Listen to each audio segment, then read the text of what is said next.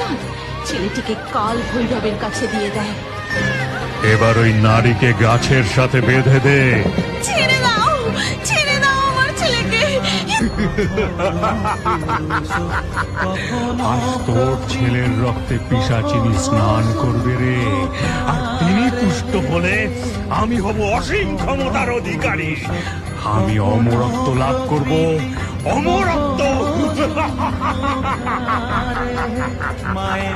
হে মা কালী, রক্ষা করো মা, সঞ্জয় এডিট মোহাম্মদপুর থেকে। কাল ভৈরব, তোর স্পর্ধা দেখে আমি স্তম্ভিত। তোর এত বড় সাহস, তুই এক নারীকে অসম্মান করিস, তার কোলের সন্তানকে তারই সামনে ছিনিয়ে নিয়ে আজ তোকে আমি কঠিন শাস্তি দেব। কালো রূপে